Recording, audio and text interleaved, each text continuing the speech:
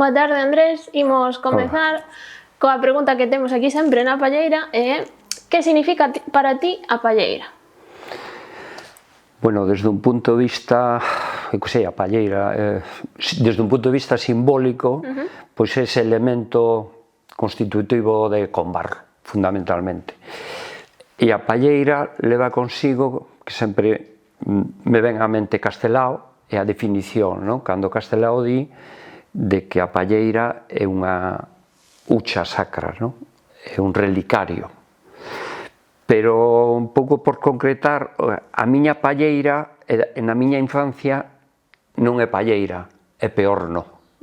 Entón, se pecho os ollos, digo, o peorno miña avoa, na escada, agabeando un pouquiño cara a ese peorno, porque en Raxó lle chamábamos, ou lle chamamos peorno. Tes algunha relación con a palleira, ou mellor con esa que me comentabas da túa avó, non? Bueno, a palleira está presente sempre, é dicir, é un elemento, inda que hoxe na funcionalidade, na arquitectura do pan, como falamos, cando falamos en términos de Combarro, a palleira está sempre presente. É algo que forma parte da nosa configuración espacial, xeográfica e social, non? Outra cousa son o que foi mudando desa miña infancia, o anterior, o que un sabe, o que un lee, e a función que ten hoxe, non? Que ten agora, claramente. Sabemos que de neno eras moi curioso, quizá agora tamén. Lembras algunha inquietude que tiñas en particular? Bueno, a etapa, digamos, máis infantil, o choque foi aos 6 anos o comezar a escola, non? A escola nacional, que era o momento. A mí facía ilusión, quizá, eu teño unha irmá maior que eu, levame 6 anos, pero o que estabas deseando é ir á escola porque te relacionabas. E a escola daquel momento tamén era un pouco sui generis, non? Era ir á escola, pero era xogar o partido na area, na playa de Raxó, non? Porque estábamos, na máis que era cruzar a pequena estradiña que hai, botamos, facer uns montonciños de area e xa estábamos a xogar. Entonces, conforme vas avanzando a idade, despois ven, eu que sei, os 10 anos deixas a Escola Nacional e o impacto foi moi gordo por todo o ir ao Instituto, ao Sánchez Cantón a Pontevedra. Pensar de que estabas, era un cambio moi importante, non? E falando así da escola, no teu primeiro ano non che ensinaron a ler aínda, así que ti fuches un neno, como podemos decir, autodidacta, que acabou aprendendo do que lía, quizás. De onde sacabas ti eses libros? Vamos a ver, a escola oficial empezabas aos 6 anos, pero a obsesión era que ti ao chegar á escola xa tiñas que saber ler e escribir. Daquela maneira, non? Depois empezabas a facer as grafías estas, mi mamá me ama e cousas dese tipo, non? Que ocorre? Que a mala sorte, o profe que me tocou o primer ano non viña nin á escola, mandaba os fillos, eu creo que era un pouco común, non? Desa escola do franquismo do principio. Depois xa veu Julio Paredes, don Julio, para nós, ese mestre que chega do bus, que o tes que agardar, que tes que acompañar, saludalo, buenos días, como está usted, don Julio, e tal. E pois xa ven a sistematización en función da idade na escola, non?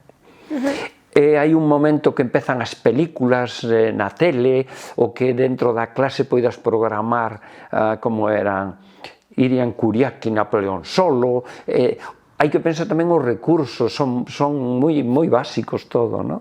Entonces, bueno, eu a infancia, eu que sei, o tema do leite, que había un tempo que nos daban o leite no recreo, que sí, comparado co leite que nos viña a casa, porque a nos viñanos a leiteira, entón aquel leite que había que ferver, aquela historia, nos poñía un pouquiño fora do que era o noso, non? Pero era algo así.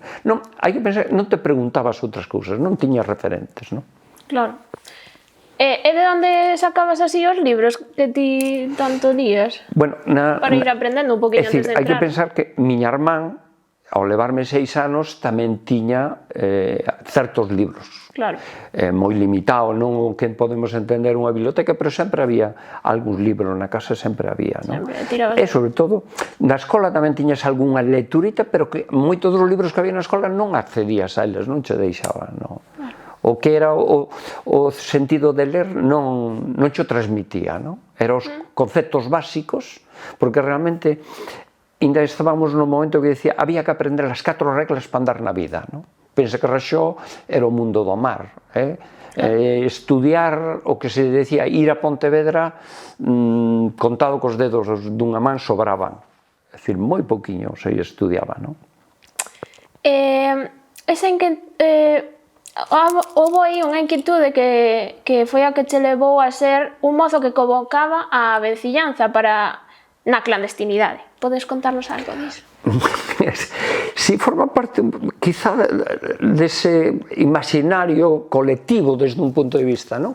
É dicir, de sempre, e non sei o porqué, a inquietude social, o que a sociedade non me gustaba e eu creo que podía colaborar na transformación, facer algo.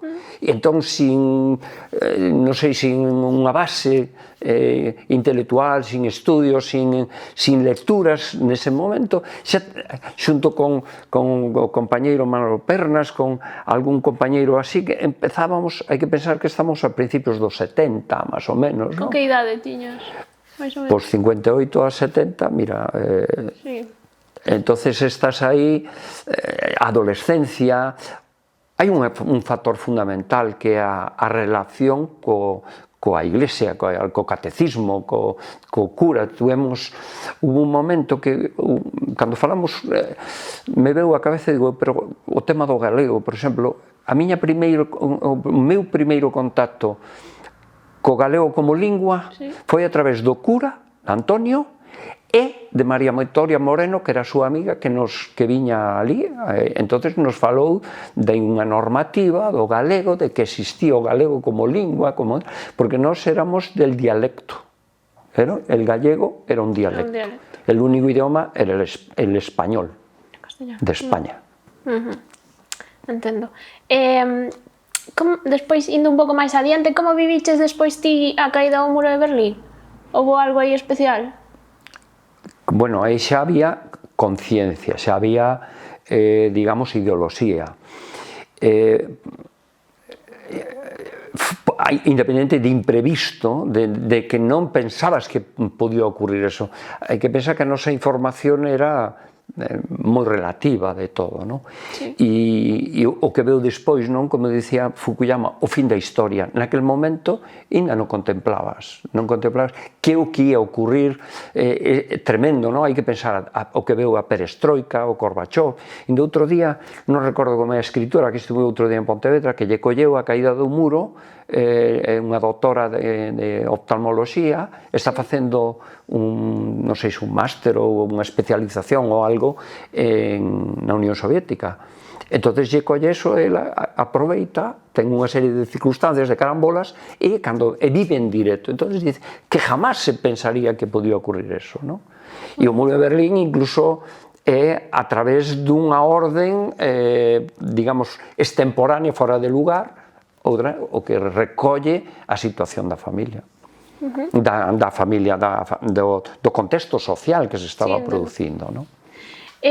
Agora, pasando a outro contexto, que relación tes ti co mar? Todo e ningún.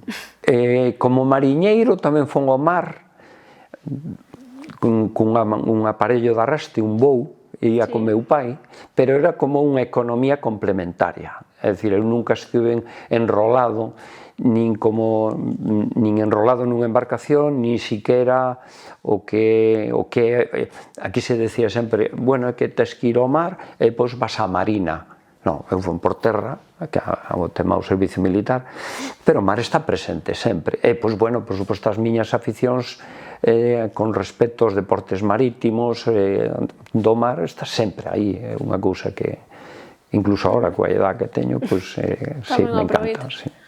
Foi a través quizás do teu pai, non?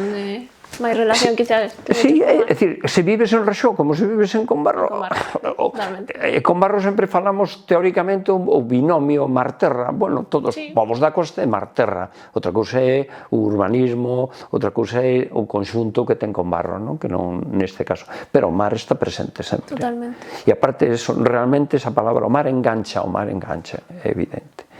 Ahora, unha frase que sempre me dicía meu pai me puxo como 2 obxectivos, digo eu así maximizando, non? Dice, non fumes, porque el foi un fumador empedernido, e non señas mariñeiro, non andes en riba das ondas do mar. E entón, cando un reflexiona, mira un pouco para atrás e di, papá, tiña razón.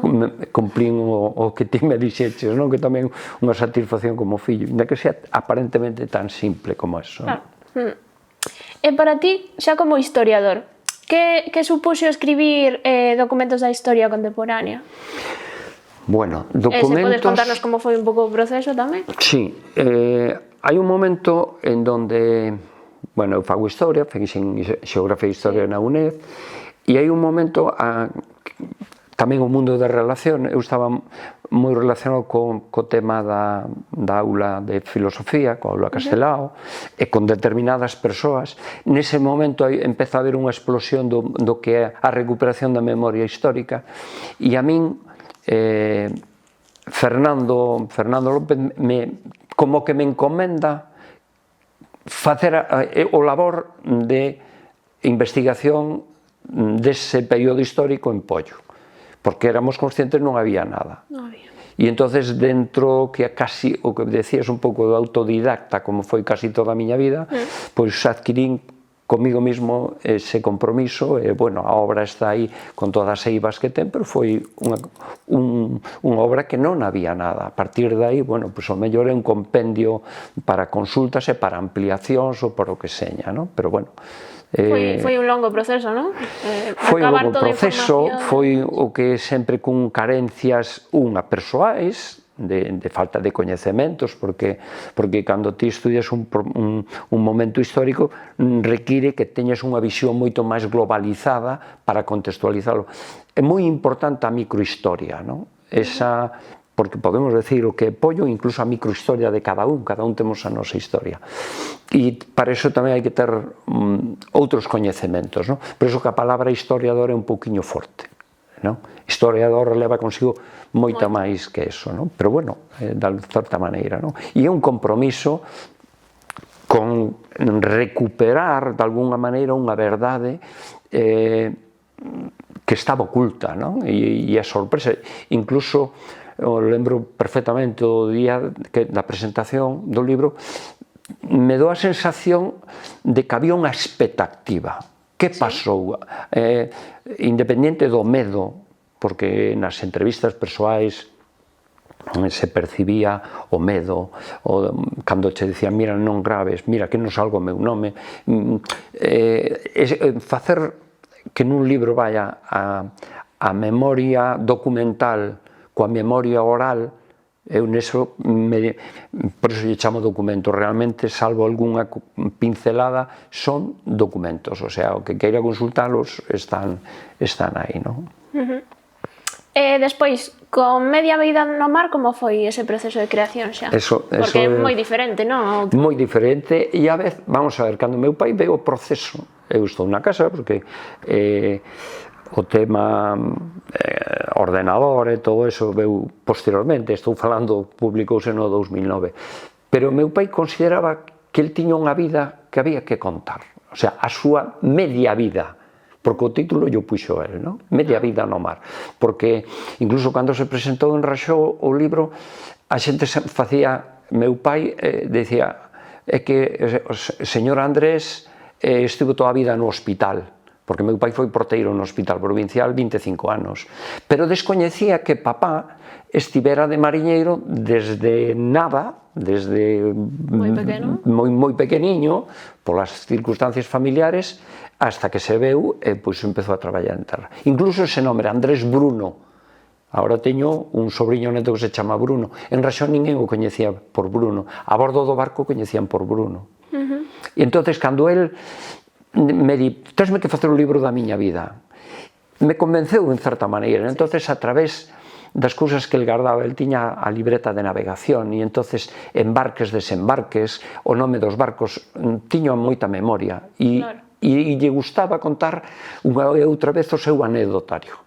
E entonces eu que fago? Pois o gravo e a satisfacción ven cando o libro, non? Que é de autoedición, simplemente ese orgullo de fillo de decir, papá, xa temos o libro, porque ele entendía de que o libro gravaba e que aparecía o libro. Ele non, mentalmente non era capaz de comprender todo o proceso, era imposible, non? De feito, pois aí hai momentos en donde a emoción é tremenda. Eu recordo a primeira vez, porque ele está en Raxó, tal, se marcha coa familia e vai a Cádiz. Entonces eu lle pregunto, papá, ti cando chegas a Cádiz e tal, o que significou, tal, non sei que, e que vistes Cádiz e tal, e mi o que máis me quedou, na Alameda Apodaca escoitei a Lola Flores e cantaba, e meu pai calquer cousiña cantaba, los ratones, los risadores se le meten por la nariz, non sei que, entonces eu busco en YouTube e lle poño a Lola Flores, porque aparte papá tiña degeneración macular, casi estaba cego, non? E lle poño eso, e meu pai con 80 e tantos anos empezou a chorar, porque el, é como, díxome, fillo, pero como podes facer para que eu volva a estar na Alameda de Cádiz? Eu ahora mesmo estou na Alameda de Cádiz, estou vendo a Lola Flores e escoitando a Lola Flores. E así en cada proceso, cando se está na Argentina, cando está en Habana, de feito, no audiovisual que montou Andrés, fixos pequenas pinceladas así, polo recorrido vital, non? A eso vai acompañado do barco, que isto, que lo outro, aquel naufraxio, aquela cousa, todos os anecdotarios. E despois, a forma de escribir, que cando me decían, jolín, parece que escoito o señor Andrés falar, ajeado, seseo, é prácticamente unha transcripción de como el decía, non? Cousas como cando che di, os ricos non gastaban por economizar. Non, había máximas filosóficas detrás dese pensamento, non? A mí me pareceu, foi moi emocionante, foi unha experiencia moi... Ten que serlo, claro. Hai algunha outra publicación túa que poidamos ler e onde o podemos atopar? Sí, depois hai unha publicación, a máis recente foi os cruceiros do Conxunto Histórico Artístico de Combarro, non? E xa, digamos, a historiografía, a experiencia na investigación, a dedicación, si intentei na plasmar nese libriño tan breve, non? Pero o acceso ás fontes primarias, é dicir, por suposto, me leí un montón de libros de cruceiros e tal, non? Pero normalmente fan referencia a iconografía, aos períodos históricos onde se fan, según o estilo da labra que teñen, ou sea, pero como novedad me pareceu o tema das fontes primarias que era a referencia que os foros do Mosteiro de San Xoán facían sobre a palabra cruceiro, non? Desde ese cruceiro de palo, a finales do 16 hasta o último que temos dentro, que sería o dos de Díaz, o que está na plaza na Rúa Leira, non, no Padrón. No Padrón, sí. E como xorde a idea deste libro? Bueno, o libro Os Cruceiros tamén ven, eu traballaba moito o tema dos foros, a historia local, non? Sí. E entón, dentro dos foros, un recorrido de centos de anos e hai un montón de información, non? De feito, en pequenos artiguliños, o mellor, pois, eu que sei, escribí un artigo sobre o cruceiro de Labarcán, a cruz de Labarcán. Bueno, pero aí tamén aparece en referencia a persoa que aparece nesa inscripción e que ten casa en Combarro. Entonces, os foros é unha fonte primaria, unha fonte de información moi grande. Entonces, cada vez que me aparecía algo, digo, bueno, pues, jolín, isto xo hai.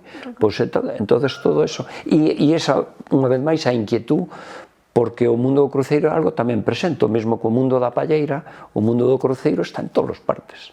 Sí. Tivemos en Pollo o primeiro congreso sobre cruceiros, que se fixo, patrocinado co Concello con Estanislao Fernández da Cegoña. Entonces, ves que hai xente que lle dedica moito a eso, non? E eses elementos, eses monumentos, o intento de divulgación e de sensibilización para a súa conservación, non? Que é un dos obxectivos. E seguindo así cos libros, que supuxo 100 anos de soidade para ti? Memorizaste moi ben. 100 anos de soledade foi para min a primeira lectura levada da man da miña profe de literatura do instituto, en donde a partir dese momento para min a literatura é algo consustancial ao vivir, é dicir, necesito ler. E claro, 100 anos de soledade é moi forte por un rapaz que teria 16, 17 anos sin unha introducción previa, a parte do que era a escola, pero foi trascendental, tanto é así que depois a Gabo, pois máis ou menos creo que me leín casi todo de Gabo, non? Unhas cousas máis, menos, non? Eu que sei, pois todo o que é García Márquez, incluso despois, cando se convirte en ese persoaxe de entrevistas, coa súa forma de entender a vida, a súa relación, o mundo cubano, Fidel personalmente e tal. Un libro así que nos recomendarías ler? Agora que se che veña. Aparte de 100 anos de soledad, por suposto, de García Márquez, pero mira, incluso cando se publicou, creo que foi no 85, Amor en tiempos del cólera, eu o merquei na Habana. Sí? Sí, desta que estás na Habana, claro, o tema do cambio de moeda, que te comprabas a posibilidad, porque para todo, na realidad manexas o dólar, pero ali podías mercar libros e discos, non? Entón, me recordo recomprar 100 anos de soledad, no ano 87, por suposto, a Benny Moore, non? Claro. Agora, que plans che agardan a ti para o futuro? Que algún destino mellor afastado por aquí, como falabas agora da Habana, ou outro libro por escribir, quizás? Sempre está, esa posibilidade sempre hai, non? O mundo da viaxe foi algo que tamén, coa miña compañeira, con Ali, foi algo que marcou como nosa forma de entender a vida. Claro. Incluso, xa cando nace Andrés, Ali e Andrés Pai, continuamente é o que procuramos, a viaxe.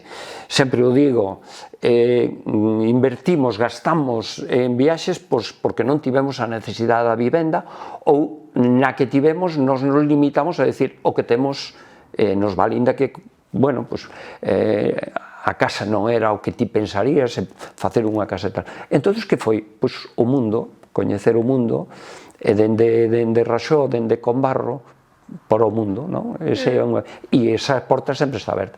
Depois tuve a sorte de, a través da aula de arte da UNED, neste caso a profe que iniciou María José Manzanares, pois Marisa de Medrano, pois levamos 30 e tantos anos na aula de arte, na Asociación Aula de Arte, viaxando un pouco por todo o mundo, dentro do que podemos. Mentres poidades, claro.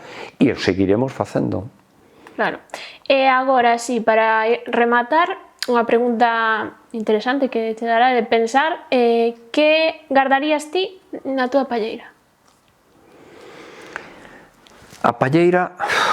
Non ten por que ser algo físico? Sí, por iso, desde o punto de vista simbólico, non? Sí. Dada a reflexión a sociedade que temos, non? A palleira ten as súas fendas, as súas regañas. A palleira é unha cámara térmica, entonces eu nesa palleira introduciría pois eses términos republicanos de solidariedade, de empatía, de toda esa terminoloxía, e que se espallara, é dicir, era algo que hoxe en día vexo que estamos moi carentes de todo eso, non? Pois guardamos iso aí na nosa palleira e moitas grazas, Andrés, por estar aquí hoxe, encantadísima, pareceme unha entrevista moi interesante. Pois moitas grazas a vos e unha vez máis repito, animarvos a perseverar neste forma de traballar, e transmitir que se poden facer cousas con rigor e co esforzo, por suposto, non? Eu xe leía un tema de autoestima e de autodisciplina. Sodes un exemplo do que hai que facer. Moitas grazas a vos, por suposto. Moitas grazas, Andrés. Grazas.